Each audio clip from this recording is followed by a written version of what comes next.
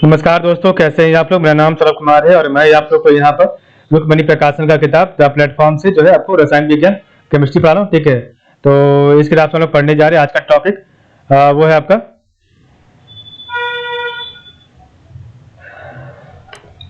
Chapter number 6 पढ़ेंगे। ठीक है, जो कि आपका पार्ट नंबर सी होगा। ठीक है, चैप्टर नंबर 6 का पार्ट नंबर 6 पढ़ेंगे सी, और आपका आज का सेट नंबर 13 होगा। ठीक है, और इसमें हम जो है विदाउट एक्सप्लेनेशन, बिना व्याख्या का जो हम लोग यहाँ पर क्वेश्चन आंसर सेट प्रैक्टिस करेंगे। ठीक है, और ये आपका डिवीजन वीडियो होगा। ठीक है, तो आज का हमारा चैप्टर नंबर 6 अम्ल भस्म व लवण एसिड बेस साल्ट का तीसरा वीडियो पार्ट नंबर सी होगा। ठीक है, तो पार्ट नंबर सी आज हम करने जा रहे हैं। ठीक है,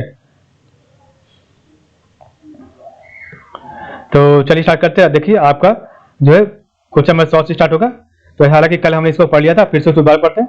तो दही में मुख्यतः कौन सी एसिड होती है? तो option number C lactic acid. दही में मुख्यतः option number C lactic acid होती है। ठीक है, 101 नंबर क्वेश्चन है, जल शोधन के लिए निम्नलिखित में से किसका प्रयोग होता है? तो जल शोधन के लिए निम्नलिखित में से आपका ऑप्शन सी एलएम का प्रयोग होता है। ठीक है, जल शोधन के लिए निम्नलिखित में से आपका एलएम का प्रयोग होता है। 102 नंबर क्वेश्चन है, पौधों के विकास के लिए मिट्टी के पीएच की कितनी अनुमानित मात्रा सबसे अनुकूल है? तो पौधों के विकास के लिए मिट्टी के पीएच की अनुमानित मात्रा सबसे अनुकूल ऑप्शन नंबर 5.5 से 7.5 के बीच में है। ठीक है,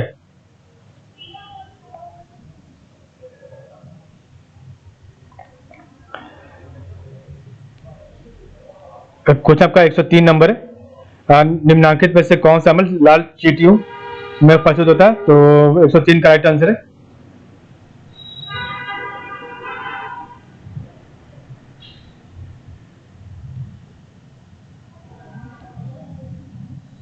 फॉर्मिक अम्ल। तो निम्नांकित में से कौन सा अम्ल जो है आपका लाल चींटियों में प्रस्तुत होता है? तो आपका जो है फॉर्मिक अम्ल। ठीक है,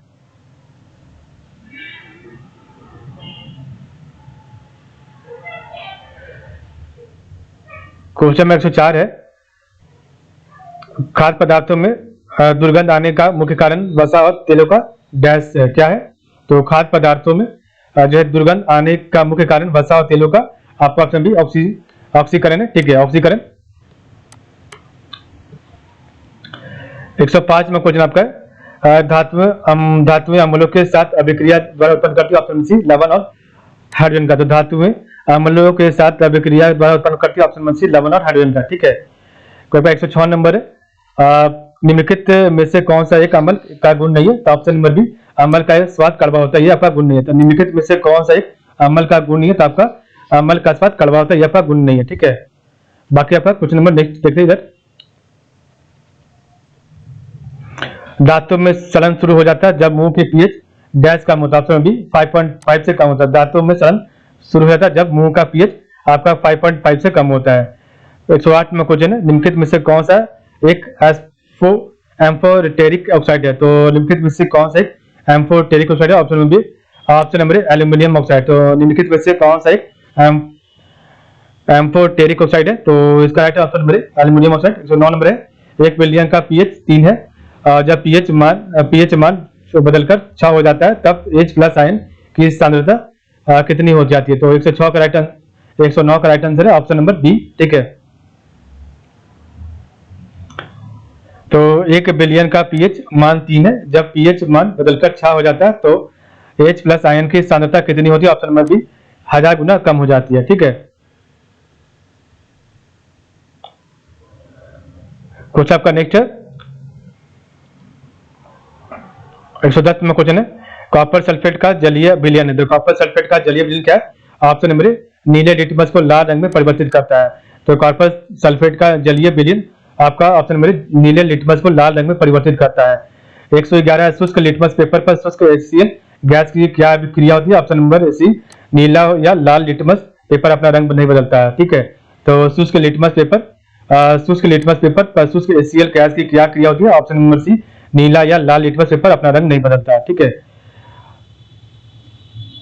क्वेश्चन आपका 112, अधात्विक ऑक्साइड आमतौर पर होते हैं। तो अधात्विक ऑक्साइड आमतौर पर ऑप्शन नंबर अम्लीय होते हैं। ठीक है, कोई आपका 113 नंबर है, यदि किसी विलयन से नीला लिटमस लाल रंग में परिवर्तित हो जाता है तो इसका पीएच स्तर कितना होने की संभावना? ऑप्शन नंबर 6 होने की संभावना है। यदि किसी विलयन से नीला लिटमस लाल रंग में परिवर्तित हो जाता है तो इसका पीएच स्तर कितना होने की संभावना? तो 6 होने की संभावना है। 114 नंबर क्वेश्चन है, हम जो भोजन ग्रहण करते हैं उससे प्राप्त तो ये कुछ ऊर्जा किस में संग्रहित होती है? ऑप्शन बी ग्लाइकोजन में होती है। तो हम जो भोजन ग्रहण करते हैं उससे प्राप्त कुछ ऊर्जा किस में संग्रहित होती है? ऑप्शन बी ग्लाइकोजन में होती है। 115 डैश उभयधर्मी प्रकृति का होता है। ऑप्शन बी ZNO का आता है। तो ZNO उभयधर्मी प्रकृति का होता है। ठीक है,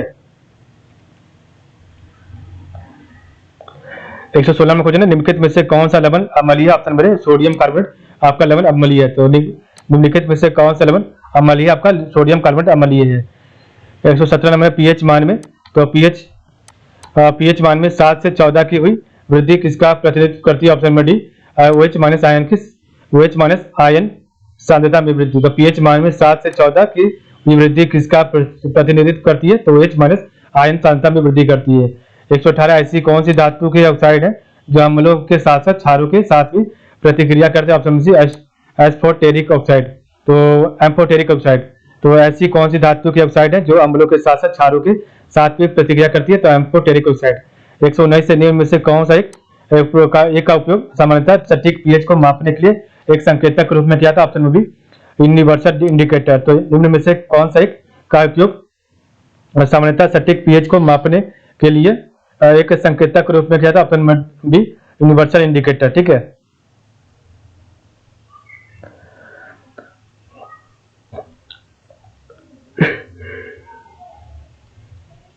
120 में कुछ है, एल्यूमिनियम ऑक्साइड प्राकृतिक में है डैश। ऑप्शन बी उभयधर्मी है। एल्यूमिनियम ऑक्साइड प्रकृति में आपका उभयधर्मी है। ठीक है, निम्न में से कौन सा घोल क्षारीय? ऑप्शन बी H प्लस आपका जो है लेस देन 1 × 10⁻⁷ मोल पर एल आपका क्षारीय है। ठीक है, 122 है, खाने का नमक NaCl किससे बना होता है? तो ऑप्शन नंबर एक मजबूत अम्ल और एक मजबूत क्षार से। तो खाने का नमक NaCl आपका किससे बना होता है? तो आपका एक मजबूत अम्ल और एक मजबूत क्षार से।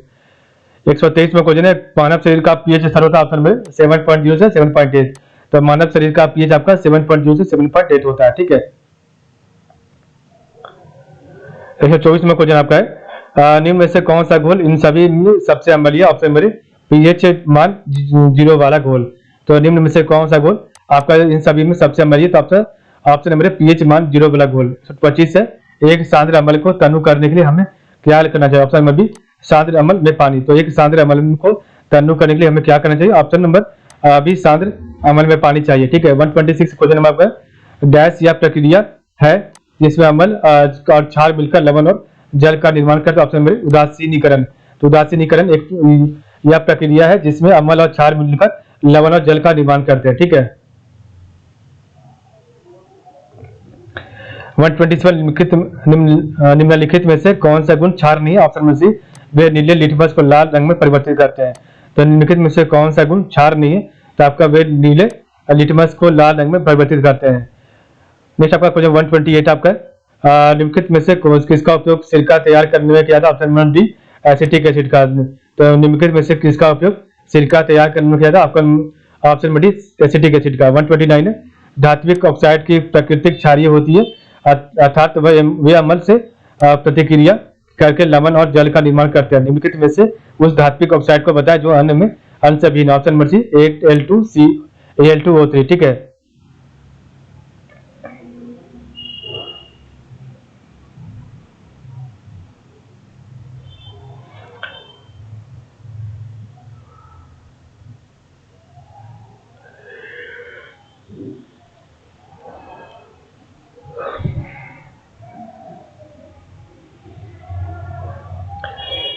है, मधुमक्खी के द्वारा काटे जाने पर इनमें से कौन सी चीज आपको राहत देने के लिए उपयोग की जाती है? Option B baking soda. ठीक है, तो मधुमक्खी के द्वारा काटे जाने पर इनमें से कौन सी चीज आपको राहत देती है? तो बेकिंग सोडा। ठीक है, 131 NaCl का NaCl एक लवण है जो बनता है ऑप्शन से तीव्र अम्ल और तीव्र क्षार से। तो NaCl एक लवण है जो बनता है आपका तीव्र आपका अम्ल से और तीव्र क्षार से। ठीक है,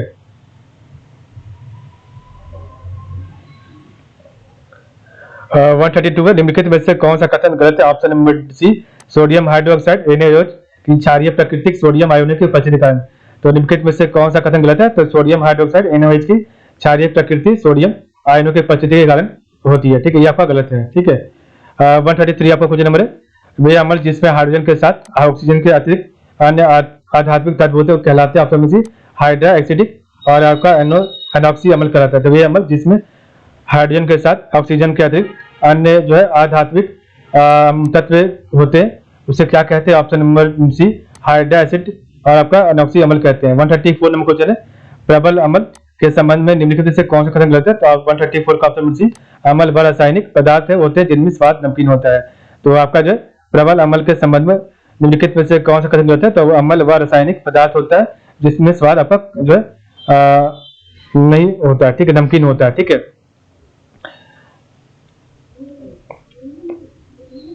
वन 135 निम्न में से कौन सा विकल्प उस लवण का उदाहरण है जिसके जलीय विलयन का pH 7 से कम होता है? तो निम्न में से कौन सा विकल्प उस लवण का उदाहरण है जिसके जलीय विलयन का pH 7 से कम होता है? ऑप्शन में अमोनियम क्लोराइड का, ठीक है। तो निम्न में से कौन सा विकल्प उस लवण का उदाहरण है जिसका जलीय विलयन का pH 7 से कम होता है? आपका अमोनियम क्लोराइड का। 136 है, धोवन सोडा के एक अणु में पानी में कितने अणु मौजूद होते हैं? ऑप्शन नंबर 10 होते हैं। धोवन सोडा के एक अणु में पानी के कितने अणु मौजूद होते हैं? आपका 10 होते हैं, ठीक है। 137 है, निम्न में से कौन सा प्रबल अम्ल है? Option number C HI। तो निम्न में से कौन प्रबल अम्ल है? Option number C HI। 138 है, 5 से 8% एसिटिक एसिड को कहा जाता है? ऑप्शन नंबर डी सिरका। 5 से 8% एसिटिक एसिड को का सिरका कहा जाता है। 139 क्वेश्चन आपका, जिन पदार्थों की गंध अम्लीय या क्षारीय माध्यम में बदल जाती है उन्हें डैश कहा जाता है? ऑप्शन नंबर द्रान ऑल्फैक्टरी सूचक कहा जाता है। जिन पदार्थों की गंध अम्लीय या क्षारीय माध्यम में बदल जाती है उन्हें आपका जो द्रान ऑल्फैक्टरी सूचक कहा जाता है। 140 आपका है, जब एक धातु पानी के साथ अभिक्रिया करती है तो कौन सी गैस निकलती है? ऑप्शन बी हाइड्रोजन गैस निकलती है। जब एक धातु पानी के साथ अभिक्रिया करती है तो कौन सी गैस निकलती है? हाइड्रोजन गैस निकलती है। 141 है, उस प्रक्रिया का नाम क्या है जिसके द्वारा कोई धातु अपने आसपास उपस्थित नमी, एसिड इत्यादि द्वारा प्रभावित होती है? ऑप्शन बी संक्षारण है।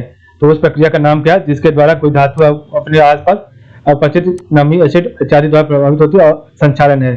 142 है, जब pH मान 7 से 14 हो की ओर बढ़ता है तो क्या दर्शाता है? तो 142 का राइट आंसर है ऑप्शन नंबर डी, ठीक है। तो जब pH मान 7 से 14 की ओर बढ़ता है तो आपको क्या दर्शाता है? Option number D OH minus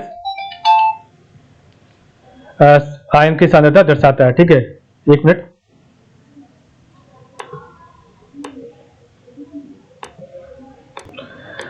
जब pH मान 7 से 14 की ओर बढ़ता है तो यह दर्शाता है option number D OH minus ion की सांद्रता में वृद्धि दर्शाता है, ठीक है। 143 क्वेश्चन नंबर है, निम्नलिखित में से कौन सा अम्ल पानी में घुलने पर H+ आयन प्रदान करता है? ऑप्शन नंबर डी एसिटिक अम्ल। तो निम्नलिखित में से कौन सा अम्ल पानी में घुलने पर H+ आयन प्रदान करता है? ऑप्शन नंबर डी एसिटिक अम्ल। 144 आपका क्वेश्चन नंबर, डैश ऑक्साइड अम्लों के साथ साथ एवं क्षारों के साथ भी अभिक्रिया करता है? ऑप्शन नंबर सी उभयधर्मी। तो डैश ऑक्साइड अम्लों के साथ साथ एवं क्षारों के साथ भी अभिक्रिया करते हैं? ऑप्शन नंबर सी उभयधर्मी करते हैं, ठीक है। 145 है, लिटमस विलयन डैश से निष्कर्षित किया जाता है? तो लिटमस विलयन आपका ऑप्शन नंबर डी लाइकेन से निष्कर्षित किया जाता है, ठीक है। तो लिटमस विलयन आपका डैश लाइकेन से लिटमस विलयन लाइकेन से निष्कर्षित किया जाता है, ठीक है। नेक्स्ट आपका 146 में क्वेश्चन है, किसी व्यक्ति द्वारा डैश से लेने से एसिडिटी ठीक हो जाती है? तो किसी व्यक्ति द्वारा लेने से एसिडिटी ठीक हो जाती है? Option number C baking soda घोल। तो किसी व्यक्ति द्वारा बेकिंग सोडा घोल लेने से एसिडिटी ठीक हो जाती है, ठीक है। 147 में कुछ आपका है, निम्नलिखित में से कौन सा एक उभयधर्मी ऑक्साइड है? ऑप्शन नंबर Al2O3 है। तो निम्नलिखित में से कौन सा एक उभयधर्मी ऑक्साइड है? ऑप्शन नंबर ए Al2O3 है। 148 है, जीवाश्म ईंधन जलने पर मुक्त कार्बन, नाइट्रोजन और सल्फर के ऑक्साइड कहलाते हैं? ऑप्शन नंबर ए अम्लीय ऑक्साइड कहलाते हैं, ठीक है। तो जीवाश्म ईंधन जलने पर मुक्त कार्बन, नाइट्रोजन और सल्फर के ऑक्साइड क्या कहलाते हैं? तो ऑप्शन नंबर ए जो है अम्लीय ऑक्साइड कहलाते हैं, ठीक है।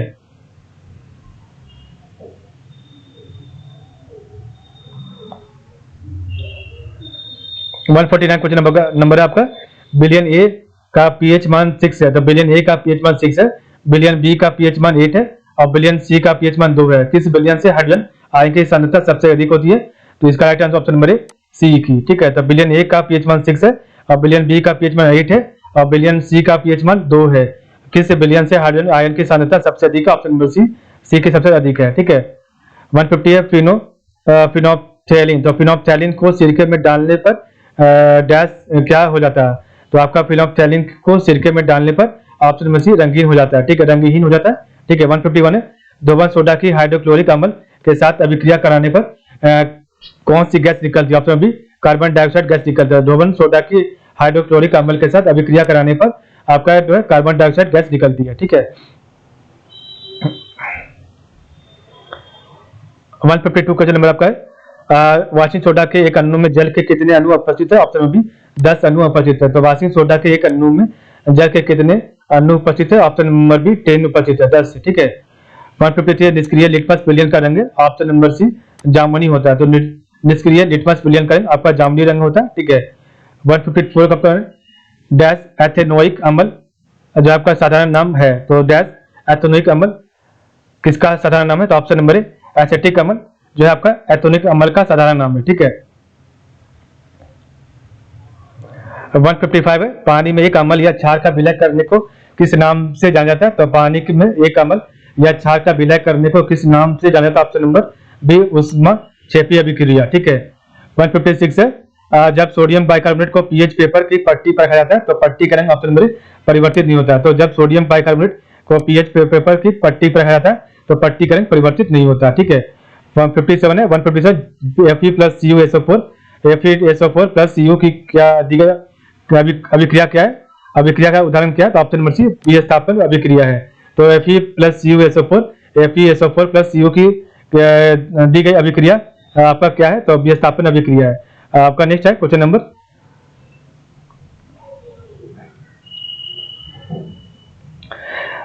सांद्र नाइट्रिक अम्ल और सांद्र हाइड्रोक्लोरिक अम्ल को का डैश के अनुपात में मिश्रण एक बार एजा कहलाता है। Option number B 1:3। तो सांद्र नाइट्रिक अम्ल और सांद्र हाइड्रोक्लोरिक अम्ल का 1:3 के अनुपात में मिश्रण एक बार एजा कहलाता है। 159 आपका निष्क्रिय विलयन का पीएच मान क्या होता है? ऑप्शन नंबर बी 7 होता है। निष्क्रिय विलयन का पीएच मान 7 होता है। 160 है, निम्नलिखित में से सही कथन चयन करें। ऑप्शन नंबर डी हीलियम में आयनीकरण की क्षमता अधिकतम होती है। तो निम्नलिखित में से सही कथन चुने, तो हीलियम में आयनीकरण की क्षमता अधिकतम होती है। ठीक है। 161 है, जब एक एसिड धातु ऑक्साइड के साथ अभिक्रिया करता है तो उत्पाद के रूप में डैश और डैश प्राप्त होता है। तो जब एक एसिड धातु ऑक्साइड के साथ अभिक्रिया करता है तो उत्पाद के रूप में आपका लवण और जल प्राप्त करता है। ठीक है। 162 question number, zinc copper sulphate विलयन से कॉपर को अलग कर सकता है क्योंकि जिंक ऑप्शन नंबर कॉपर की तुलना में अधिक अभिक्रियाशील होता है। तो जिंक कॉपर जो है जिंक कॉपर सल्फेट विलयन से जो है कॉपर को अलग कर सकता है। तो कॉपर क्योंकि कॉपर की तुलना में अधिक जो है अभिक्रियाशील होता है आपका जिंक। ठीक है। 163 है, टार्टरिक। तो टार्टरिक एसिड किसका घटक है? तो tartaric acid option B baking powder का घटक है। टार्टरिक एसिड आपका बेकिंग पाउडर का जो है घटक है। ठीक है। 164 है, in pure water the concentration of H+ ion and OH- ion are equal. तो in pure water the concentration of H+ ion and O- ion are equal. ठीक है। 165 नंबर क्वेश्चन आपका है, डैश का पीएच कागज के प्रत्यक्ष प्रयोग में पता नहीं लगा जाता। तो आपका जो है डैश का पीएच कागज के प्रत्यक्ष प्रयोगों से पता नहीं लगा सकता। ऑप्शन नंबर डी ठोस सोडियम बाइकार्बोनेट का। तो ठोस सोडियम बाइकार्बोनेट का पीएच कागज के प्रत्यक्ष प्रयोग से पता नहीं लगा सकता। ठीक है। 166 आपका डैश अम्लीय नहीं है। तो ऑप्शन नंबर डी CCl4 आपका अम्लीय नहीं है। 167 आपका एक मिश्रण नीले लिटमस को लाल में बदल देता है, उसका पीएच डैश होने की संभावना है। तो एक मिश्रण नीले लिटमस को लाल में बदल देता है, उसका पीएच आपका बी 6 होने की संभावना है। ठीक है। तो इस प्रकार हमने देखा आज का आपका वीडियो जो है पूरा समाप्त हो गया। तो आज के लिए बताइए, आप लोग का बहुत बहुत धन्यवाद।